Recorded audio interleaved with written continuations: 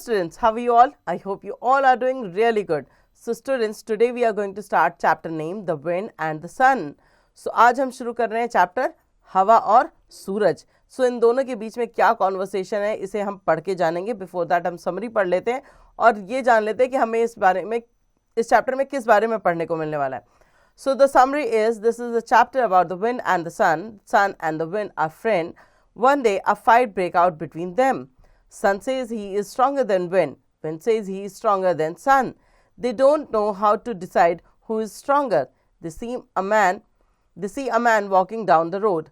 He is wearing a coat. Seeing him, Wind get an idea. Read the chapter and know what the idea is and how the quarrel ends. ठीक है. So यहाँ पर दो दोस्तों की कहानी है, विंड की और सन की.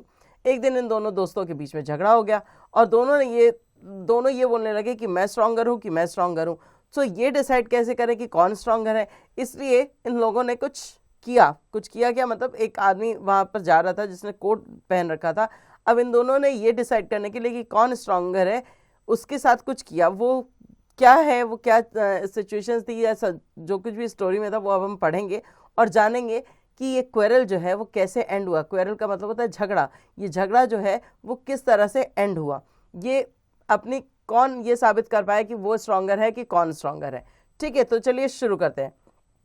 Wind, sun, can you see that man walking down the road? I can get his coat off more quickly than you can to prove that I am stronger than you. So wind ने sun को बोला कि सन, देख रहे हो वो आदमी जो रोड पे जा रहा है ना, मैं उसका कोट तुमसे भी पहले निकलवा सकता हूँ और टू प्रूव दैट, ये प्रूव करने के लिए कि मैं तुमसे ज़्यादा स्ट्रॉन्गर हूँ. Sun smiling, that's a good idea, you try first. तो सन ने बोला कि ठीक है, ये तो अच्छा आइडिया, चलो तुम ट्राई करो पहले. Wind, puffing his cheeks and blowing hard with a frown. Woof, woof, woof. Man, how strong the wind is today. It is blowing my coat away. I must hold it tightly around myself. He hold his coat and wrap it around himself very tightly. So wind ने अपने गाल फुलाए और बहुत ज़ोर से हवा शुरू की. सो आदमी ने बोला, अरे बहुत तेज़ हवा चल रही है तो मेरा कोट ही उड़ा के ले जाएगी. सो मैं इसे टाइटली पकड़ के रखता हूँ. सो उसने क्या किया, अपने कोट को और ज़ोर से अपने ऊपर लपेट के रख लिया. Now try this, who are friends? कौन थे यहाँ पर friends? Wind blowing harder with a frown.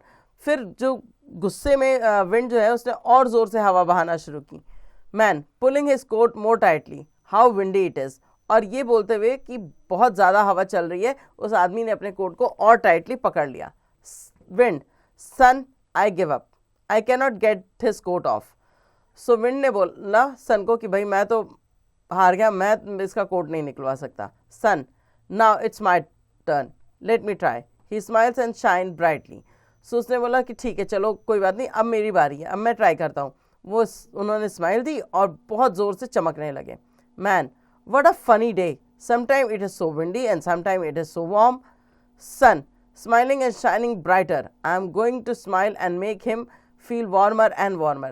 So sun, जो पर्सन जा रहा था, वो जो मैन था वो जा रहा था, उसने बोला कितना अजीब दिन है, कितना फनी डे है.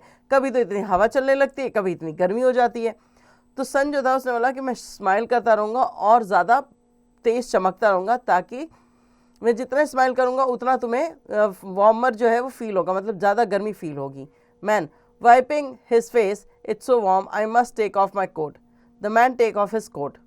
सो अपने चेहरे को पोंछते हुए उस आदमी ने बोला कि बहुत गर्मी हो रही है, मुझे अपना कोट उतार देना चाहिए, और उसने अपना कोट उतार दिया. Now try this, who smiles and shines brightly? Sun, wind, I have won, I have made him take off his coat. Dear friend, remember that the strongest thing is a smile. You can make people do things you want them to do with a smile, not with a frown. Wind and sun become friends again. So sun ने बोला कि देखो, अपने जो wind friend था उससे बोला उन्होंने कि देखो भाई मैं तो जीत गया. उस आदमी ने अपना कोट निकाल दिया.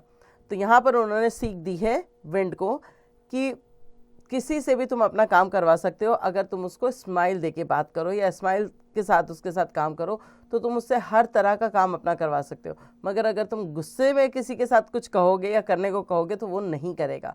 तो हमेशा ये ध्यान में रखिए कि अगर आपको किसी से अपना काम कराना है तो एक स्माइल के साथ उससे प्लीज़ कीजिए और वो ज़रूर आपका काम करके देगा।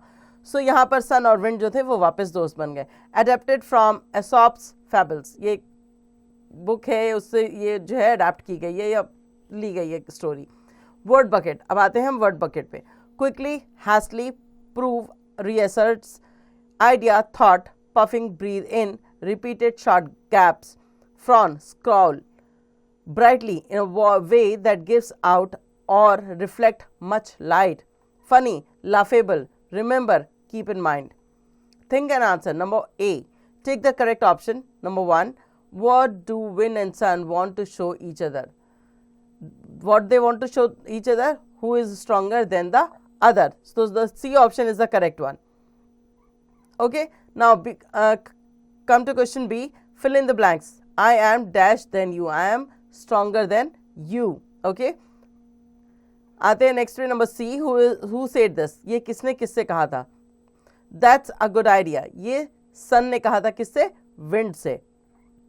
Okay, now question number D, answer the following question. What does wind tell sun about the man walking down the road? So wind ने जो सन था उससे क्या कहा था जब एक आदमी को उसने देखा रोड पर चलते हुए? तो विंड ने सन को बोला कि can you see that man walking down the road, I can get his coat off more quickly than you to prove that I am stronger than you. ये पूरा स्टेटमेंट आपको यहाँ पर लिखना पड़ेगा क्योंकि इस क्वेश्चन में उन्होंने पूछा है कि उन्होंने क्या कहा था, तो आपको पूरी सिचुएशन जो है वो एक्सप्लेन करनी पड़ेगी। सो इस तरह से मैंने आपको सारी एक्सरसाइजेज के फर्स्ट पार्ट जो है वो बता दिए हैं। अब बाकी की जो पेंडिंग एक्सरसाइजेज है वो आप अपने आप करेंगे।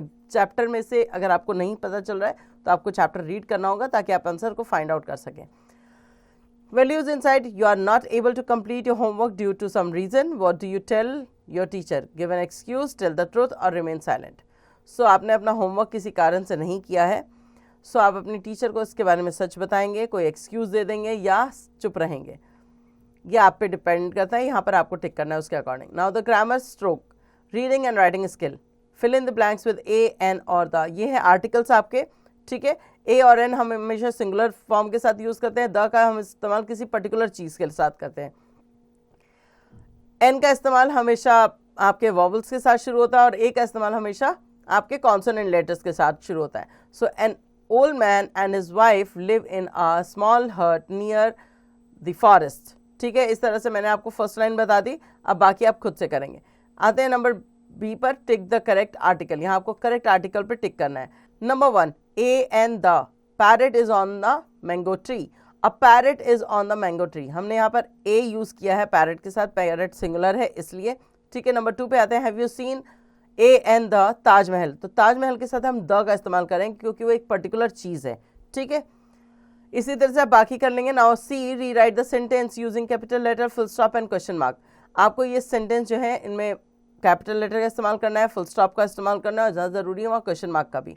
Like Deep and Veena are going to the Delhi, ठीक है। सो दीप में डी अल्फ़ाबेट जो है वो कैपिटल लेटर में होगा, वीना का वी कैपिटल लेटर में होगा, दिल्ली का डी कैपिटल लेटर में होगा और लास्ट में लगेगा फुल स्टॉप।